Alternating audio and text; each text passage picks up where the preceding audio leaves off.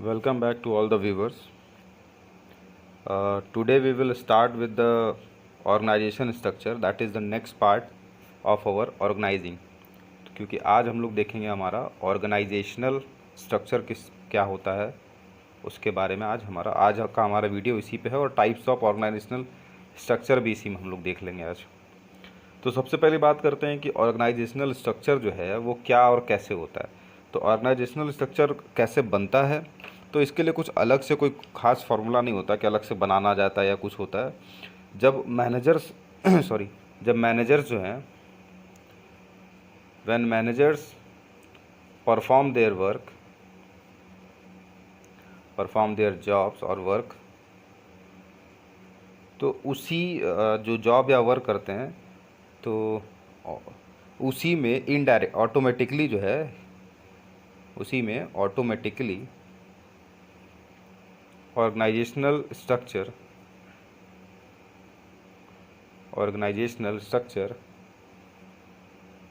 Forms. यानी जब manager अपने काम को परफॉर्म कर रहा था, अपने जॉब को परफॉर्म कर रहा था, तो उसी दरमियान आपका ऑर्गेनाइजेशनल स्ट्रक्चर बन के तैयार हो जाता है। यही हमारा ऑर्गेनाइजेशनल स्ट्रक्चर कहलाता है। बाद में जो मैनेजर के काम होते हैं, रूटीन वर्क होते हैं, अगर इसको डिफ़ाइन करने को बोला जाए तो डिफ़ाइन भी कर सकते हैं हम लोग। डेफिनेशन बहुत छोटा सा हम देख लेंगे कि इसका क्या बोलते हैं। इसको बोलते हैं अपना नेटवर्क। ऑर्गेनाइजेशनल स्ट्रक्चर क्या होता है, तो it is a network of job positions,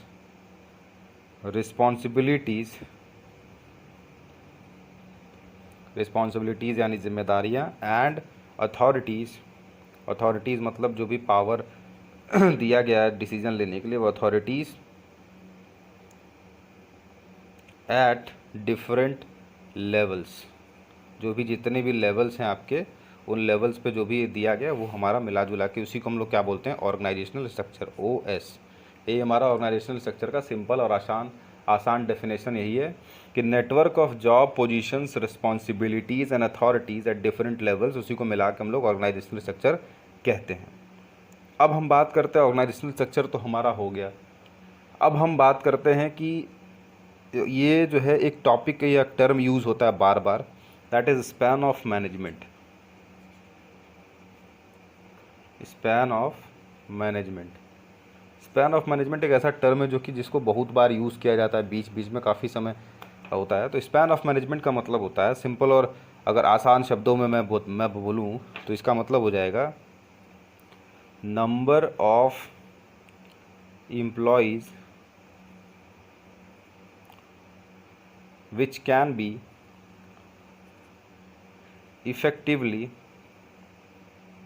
and efficiently, ये डेफिनेशन मैंने खुद से ऐसे क्रिएट करके बनाया है। Number of employees which can be effectively and efficiently managed by a manager और सुपरवाइज़र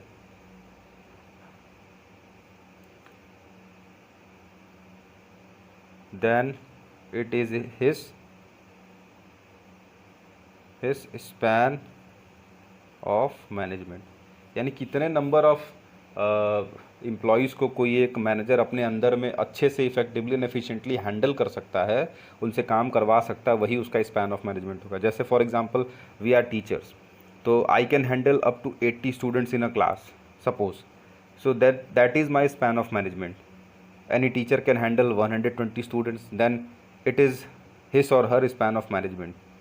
तो स्पैन ऑफ मैनेजमेंट का सिंपल मतलब इतना ही होता है कि जितने भी लोगों को हम इफ़ेक्टिवली और एफिशिएंटली जो है हैंडल कर सकते हैं या मैनेज कर सकते हैं किसी भी जो है ऑर्गेनाइजेशन में, किसी भी संस्था में। ठीक, अब स्पैन ऑफ मैनेजमेंट के लिए कुछ फैक्टर्स हैं जो कि रिस्पॉन्सिबल होते हैं, जिसकी वजह से स्पैन ऑफ मैनेजमेंट क्या होता है, वॉयलेट हो सकता है, मतलब बढ़ या घट सकता है। तो कुछ फैक्टर्स हैं, हम उनको देख लेते हैं। जैसे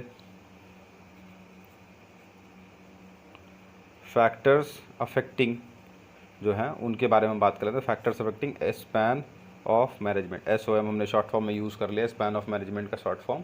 तो क्या क्या फैक्टर्स हैं वो उनके बारे में एक एक करके हम देख लेते हैं। तो जैसे कि पहला हमारा फैक्टर हो जाएगा capacity and intelligence of managers. अब अगर मैनेजर जो भी आपका मैनेजर है, अगर वो मैनेजर इंटेलिजेंट है यानी काफ़ी केपेबल है, ठीक है, तो अगर वो इंटेलिजेंट है, ज़्यादा इंटेलिजेंट है, तो उसका स्पैन ऑफ मैनेजमेंट क्या होगा, ज़्यादा होगा। अदरवाइज़ अगर मैनेजर जो है कम इंटेलिजेंट है, कम उसकी कैपेसिटी कम है, तो स्पैन ऑफ मैनेजमेंट उस मैनेजर का कम हुआ, क्योंकि वो कम लोगों का हैंडल कर पाएगा, इसलिए उसका स्पैन ऑफ मैनेजमेंट ऑब्वियसली कम होगा। सेकंड जो हम देखेंगे तो same capacity and intelligence of employees का देख लेंगे। वहाँ हमने मैनेजर्स का देखा था या एम्प्लॉयज़ का। एम्प्लॉयज़ के बेसिस पे भी डिपेंड करता है ना, क्योंकि अगर आपके एम्प्लॉयज़ जो हैं वो कैसे हैं, तो अगर आपके जो एम्प्लॉयज़ हैं वो ट्रेंड हैं या स्किल्ड हैं, तो उस केस में आपका स्पैन ऑफ मैनेजमेंट जो होगा SOM वो ज़्यादा हो सकता है, ठीक। जो स्पैन ऑफ मैनेजमेंट आपका होगा वो ज़्यादा हो सकता है। लेकिन इन केस अगर आपके एम्प्लॉयज़ अनस्किल्ड हैं, अनट्रेंड हैं, अनस्किल्ड और अनट्रेंड हैं, तो उस केस में आपका स्पैन ऑफ मैनेजमेंट जो रहेगा वो कम रहेगा, ठीक। यानी ये हमारा स्पैन ऑफ मैनेजमेंट जो है यहाँ पर कम होगा, यहाँ पे ज़्यादा होगा, ठीक है। अब तीसरा हम देख लेते हैं अपना। तीसरा हमारा फैक्टर जो है वो बोलता है trust of managers on employees. Managers का अगर ट्रस्ट होगा अपने एम्प्लॉयज़ पे तो क्या होगा, तो अगर ट्रस्ट होगा या ट्रस्ट ज़्यादा होगा तो स्पैन ऑफ मैनेजमेंट आपका जो है जनरली क्या हो जाएगा, स्पैन ऑफ मैनेजमेंट आपका ज़्यादा होगा, ठीक। यानी स्पैन ऑफ मैनेजमेंट जो होगा वो ज़्यादा होगा। और ट्रस्ट अगर कम होगा, यानी ट्रस्ट नहीं करता हो मैनेजर, जनरली मैनेजर्स ट्रस्ट कम ही करते हैं अपने एम्प्लॉयज़ पे, या कुछ एक पे, कुछ दो चार लोगों पे बहुत ज़्यादा करते हैं, तो बाकियों पर नहीं भी करते हैं। तो ऐसा अगर ऐसा केस है तो उस केस में अगर आपका स्पैन ऑफ मैनेजमेंट अपने आप कम, वो मैनेजर ज़्यादा लोगों को हैंडल ही नहीं कर पाए, क्योंकि अगर उसको एम्प्लॉय पे भरोसा ही नहीं है तो ज़्यादा लोगों को हैंडल नहीं कर सकता ईजिली। उसके बाद नेक्स्ट हम देखेंगे अपना, फिर आपका nature of job. Nature of job का मतलब होता है आपका जॉब कैसा है। तो जॉब हमारा दो नेचर का हो सकता है, या फिर रूटीन या फिर स्पेशलाइज्ड हो। तो अगर आपका रूटीन वर्क है, रूटीन वर्क मतलब होता है कि आप एक जैसा ही जॉब हमेशा करें, तो वहाँ स्पैन ऑफ मैनेजमेंट को बढ़ा सकते हैं। जैसे अगर मेरी कैपेबिलिटी है 10 लोगों की हैंडल करने की, लेकिन हमारा काम जो है रूटीन वर्क है, एक बार समझा दिया तो लोग उस पर डेली उसी को करना है, तो ऐसा टाइप का अगर जॉब रहेगा तो हम स्पैन ऑफ मैनेजमेंट ज़्यादा रख सकते हैं, यानी 15 लोगों को भी अपने ग्रुप में शामिल कर सकता हूँ। लेकिन हमारा जॉब अगर स्पेशलाइजेशन मांगता है कि उसको भाई हर समय चेंजिंग जॉब है, डायनेमिक टाइप का जॉब है, तो उस केस में हमारा स्पैन ऑफ मैनेजमेंट जो होगा वो कम होगा। यानी अगर हमारे पास 10 की एबिलिटी है तो हम 10 ही रख सकते हैं, उससे ज़्यादा नहीं रख पाएंगे अगर हमारा नेचर ऑफ जॉब जो है वो स्पेशलाइज टाइप का है। तो ये कुछ फैक्टर्स हैं, और भी कई सारे फैक्टर्स हैं, लेकिन आपके इसमें जो है 3-4 फैक्टर्स सफिशिएंट। अब उसके बाद हम अपने यहाँ तक तो होप करता हूँ सबको समझ में आ गया होगा। अभी हम लोग नेक्स्ट आगे बढ़ते हैं अपने नेक्स्ट टॉपिक के तरफ, जो कि है आपका नेक्स्ट टॉपिक हमारा जो है वो है टाइप्स ऑफ ऑर्गेनाइजेशनल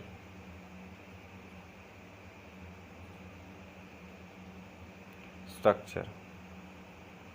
यानी हम देखेंगे हमारा ऑर्गेनाइजेशनल स्ट्रक्चर जो है कितने टाइप्स का होता है। तो हमारा ऑर्गेनाइजेशन जनरली जो है 2 टाइप्स का होता है, जिसमें पहला टाइप तो हमारा होता है फंक्शनल, और दूसरा होता है हमारा डिविजनल। यानी पहला तो हो गया फंक्शनल स्ट्रक्चर और दूसरा हो गया हमारा डिविजनल स्ट्रक्चर। तो ये 2 टाइप्स के हमारे पास ऑर्गेनाइजेशनल स्ट्रक्चर मौजूद हैं। अब दोनों स्ट्रक्चर की क्या बातें हैं उसको हम थोड़ा सा देख लेंगे। सबसे पहली बात तो हम कर लेते हैं फंक्शनल स्ट्रक्चर। तो फंक्शनल स्ट्रक्चर जो होता है वहाँ पे क्या होता है, वहाँ जो भी हम फंक्शन को, जब हम किसी ऑर्गेनाइजेशन को उसके फंक्शंस या फिर जो जॉब उसमें परफॉर्म किया जाता है उसके बेसिस पे हम ऑर्गेनाइजेशन को डिवाइड करते हैं, तो वो हमारा फंक्शनल ऑर्गेनाइजेशन होता है। ये जनरली किया जाता है आपके स्मॉल ऑर्गेनाइजेशंस पे, या फिर आपका जहाँ पे प्रोडक्शन आपका कम हो और एम्प्लॉयज़ भी कम हो, तो वहाँ पे हम फंक्शनल टाइप का ऑर्गेनाइजेशन रख सकते हैं। कि वहाँ पे क्या करेंगे हम कि भाई हमारा जो भी काम रहेगा वो उस तरीके से लिमिटेड टाइप का रहेगा, ठीक। या फिर हमारा ऑर्गेनाइजेशन छोटा है तो वहाँ पे हम क्या कर सकते हैं, फंक्शंस के बेसिस पे बांट सकते हैं। जैसे कि हम बांट सकते हैं हमारा प्रोडक्शन डिपार्टमेंट या प्रोडक्शन डिपार्टमेंट बांट दिया, एक हमने बांट दिया परचेज डिपार्टमेंट, एक हमने बांट दिया सेल्स फिर हो गया फाइनेंस, फिर हो गया एचआर। ऐसे करके हमने फंक्शंस की बेसिस पे बांट दिया, या कुछ और भी हम बांट सकते हैं इसके अलावा, जैसा कि हमको सूटेबल लगे अपने ऑर्गेनाइजेशन में बांटने के लिए। उसके बाद नेक्स्ट हम देखते हैं दूसरा हमारा जो है डिविजनल।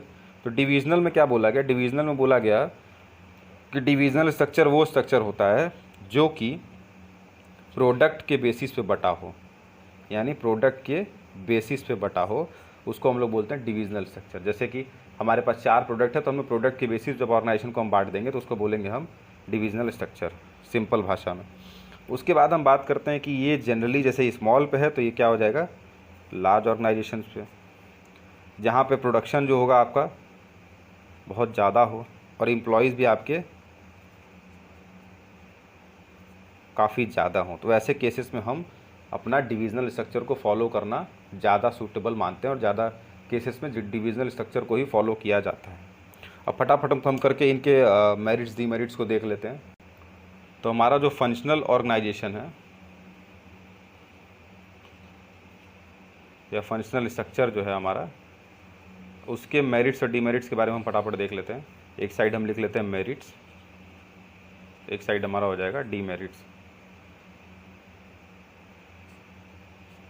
तो मेरिट्स हम देख लेते हैं इससे क्या क्या फ़ायदे हैं या क्या क्या इसके जो है मेरिट्स हैं। तो सबसे पहली बात तो हमारा हो जाएगा, अगर इसका मेरिट देखा जाए तो इस पर स्पेशलाइजेशन हो जाएगा। स्पेशलाइजेशन को बढ़ावा मिलता है अगर आप फंक्शनल टाइप का ऑर्गेनाइजेशन फॉलो करते हैं। फिर आपका ईजी सुपरविज़न हो जाएगा, सुपरविज़न करना आसान हो जाएगा फंक्शनल ऑर्गेनाइजेशन में, क्योंकि आप फंक्शंस के बेसिस पे बांटे हैं। तो फिर आपका कोऑर्डिनेशन भी ईजी कोऑर्डिनेशन हो जाएगा, क्योंकि लोग मिलजुल कर काम करेंगे। ज़्यादा डिपार्टमेंट्स रहेंगे तो दिक्कत होता है, कम रहेंगे तो आदमी ईजिली मिलजुल कर काम कर सकता है। फिर इससे क्या होगा, इससे आपकी एफिशिएंसी जो होगी, एफिशिएंसी इंक्रीज़ करेगी।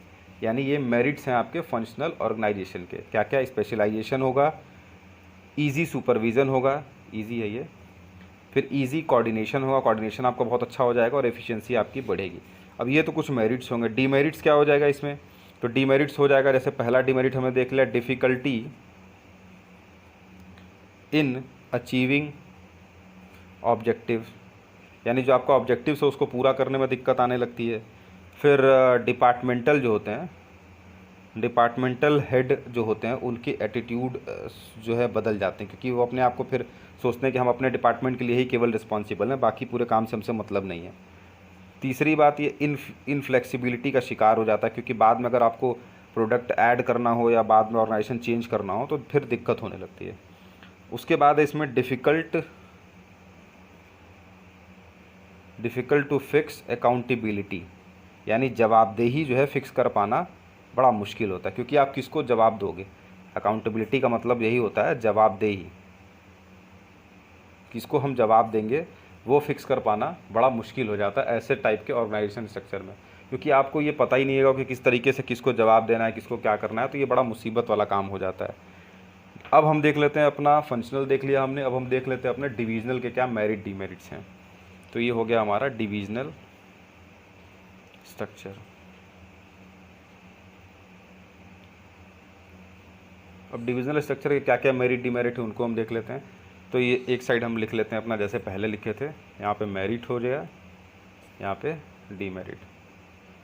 अब क्योंकि अब देखिए जाहिर सी बात है जो इसके डीमेरिट्स होंगे फंक्शनल ऑर्गेनाइजेशन फंक्शनल स्ट्रक्चर के, वो इसके मेरिट हो जाएंगे अपने आप। तो यहाँ पे क्या हो जाएगा, यहाँ सबसे पहला मेरिट आपका हो जाएगा कि यहाँ पे प्रोडक्ट स्पेशलाइजेशन होगा, प्रोडक्ट स्पेशलाइजेशन होगा। दूसरा हमारा जो मेरिट यहाँ पे हो जाएगा वो हो जाएगा हमारा फास्ट डिसीज़न हमारे क्या होंगे, बहुत ही फास्ट हो जाएंगे। तीसरा हमारा मेरिट हो जाएगा कि यहाँ पे अकाउंटेबिलिटी दे पाना आसान हो जाता है, अकाउंटेबिलिटी आप इजीली फिक्स कर सकते हैं। फिर ये क्या होगा, ये फ्लेक्सिबिलिटी भी इसमें मेंटेन रहती है, फ्लेक्सिबल होता है, आराम से आप इसको बाद में बढ़ा घटा सकते हैं। अब इसके डीमेरिट्स क्या हो जाएंगे, तो डीमेरिट्स में हम देख लेते हैं एक एक करके। तो सबसे पहला हमारा डीमेरिट क्या हो जाएगा कि इसमें ज़्यादा रिसोर्सेस चाहिए, मोर रिसोर्सेस। दूसरा हो जाएगा आपका प्रोडक्ट, जो भी प्रोडक्ट आप बना रहे हैं उसमें थोड़े कन्फ्लिक्ट्स आने लगते हैं, प्रोडक्ट के जो डिपार्टमेंट्स हैं उन पे कन्फ्लिक्ट्स आने लगेंगे। फिर आपका प्रॉब्लम होने लगेगा आपका रिस्पॉन्सिबिलिटी देने में, रिस्पॉन्सिबिलिटीज़ वगैरह जब आप बांटेंगे तो उसमें करके आपको दिक्कतें आने लगती हैं। तो ये कुछ इसके जो है डीमेरिट्स हैं आपके डिविजनल स्ट्रक्चर के। तो इस वीडियो में बस हमारा इतना ही था। नेक्स्ट वीडियो में हम लोग जब बनाएंगे तो उसके बाद डेलीगेशन और डिसेंट्रलाइजेशन के बारे में पढ़ेंगे। So thank you for watching this.